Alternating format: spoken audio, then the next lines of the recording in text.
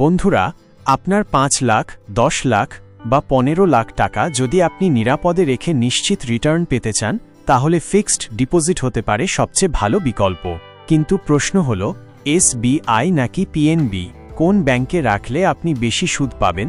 আজকের ভিডিওতে আমরা জানব এই দুই বড় সরকারি ব্যাংকের ৫ বছরের এফডি স্কিমের সুদের হারের তুলনা এবং কোনটা থেকে আপনি বেশি রিটার্ন পেতে পারেন। ফিক্সড ডিপোজিট বা এফডি হল এমন এক ধরনের বিনিয়োগ যেখানে আপনি একটি নির্দিষ্ট সময়ের জন্য টাকা রাখেন এবং নিশ্চিত সুদ পান। এফডির সবচেয়ে বড় সুবিধা হল এখানে মূলধন হারানোর ভয় নেই, কারণ শেয়ার মার্কেটের ওঠানামার কোনো প্রভাব এফডিতে পড়ে না।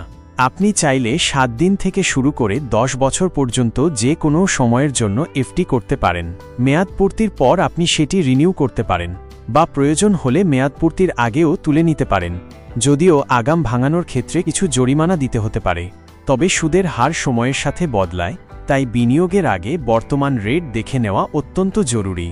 চলুন এবার দেখে নেওয়া যাক দুটি পাবলিক সেক্টর ব্যাংকের মধ্যে কে দিচ্ছে ভালো রিটার্ন। এসবিআইতে ৫ বছরের এফডি স্কিমে সাধারণ গ্রাহকের জন্য দিচ্ছে ৬.৫০% সুদ, সিনিয়র সিটিজেনদের জন্য দিচ্ছে ৭.৫০% সুদ। ম্যাচুরিটির পর এসবিআই আপনাকে দেবে ঠিক এই অ্যামাউন্ট। পিএনবিতে ৫ বছরের এফডি স্কিমে সাধারণ গ্রাহকদের জন্য দিচ্ছে ৬.২৫% সুদ, সিনিয়র সিটিজেনদের জন্য দিচ্ছে ৬.৭৫% সুদ। ম্যাচুরিটির পর পিএনবি আপনাকে দেবে ঠিক এই অ্যামাউন্ট।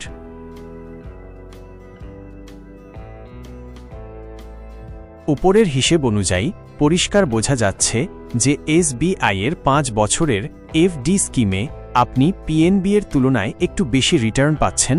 বিশেষ করে সিনিয়র সিটিজেনদের ক্ষেত্রে ফারাকটা আরও বেশি। তবে শুধুমাত্র সুদের হারই সব নয়, আপনার শহরে ব্যাংকের সুবিধা, সার্ভিস, ফ্লেক্সিবিলিটি ইত্যাদিও বিবেচনায় রাখা উচিত। ভিডিওটি যদি আপনার উপকারে আসে তাহলে একটা লাইক দিয়ে পাশে থাকুন। কমেন্টে লিখে জানান আপনি কোন ব্যাংকে এফডি রাখতে চান এবং কেন।